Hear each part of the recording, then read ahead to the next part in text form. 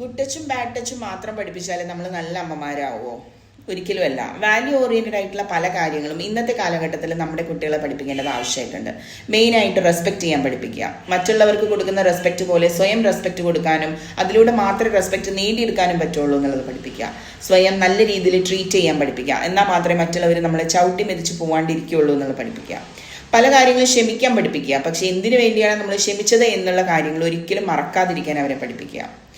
Compare ചെയ്യാണ്ടിരിക്കാൻ പഠിപ്പിക്കുക. അതായത് ഓരോരുത്തർക്കും അവരവരുടേതായിട്ടുള്ള വാല്യൂ ഉണ്ടെന്നും ഒരാളുടെ വാല്യൂ മറ്റേയാളുടെ വാല്യൂയും തമ്മിൽ ഒരിക്കലും കമ്പയർ ചെയ്യരുത് എന്നുള്ളതും പഠിപ്പിക്കുക. എപ്പോഴും നിങ്ങൾക്ക് ചിലവാക്കാൻ വേണ്ടി പൈസ വേണമെന്നുണ്ടെങ്കിൽ നിങ്ങളുടെ കാലിൽ തന്നെ നിൽക്കണം എന്നുള്ളത് അവരെ പഠിപ്പിക്കുക. ഒരുപാട് പൈസ കൊടുത്ത് അവരെ വഷളാക്കാണ്ടിരിക്കുക. എപ്പോഴും ഷൗട്ട് ചെയ്ത് ഒച്ചയെടുത്താൽ മാത്രമേ കാര്യങ്ങൾ നേടിയെടുക്കുള്ളൂ എന്നുള്ളത് മാറ്റി നിർത്തിയിട്ട് സൈലൻസും വലിയൊരു ആയുധമാണ് എന്നുള്ളത് അവരെ പഠിപ്പിക്കുക. നോ പറയേണ്ടടുത്ത് നോ പറയാൻ പഠിപ്പിക്കുക. അവരുടെ ബൗണ്ടറീസ് സെറ്റ് ചെയ്യാൻ പഠിപ്പിക്കുക. സെൽഫ് റെസ്പെക്റ്റ് എന്താണെന്ന് ഉള്ളത് അവരെ പഠിപ്പിക്കുക. ഒരു കാരണവശാലും മറ്റൊരാളുടെ സ്നേഹത്തിന് വേണ്ടിയോ അവരുടെ കെയറിങ്ങിന് വേണ്ടിയോ യാചിക്കരുത് എന്നുള്ളത് അവരെ പഠിപ്പിക്കുക.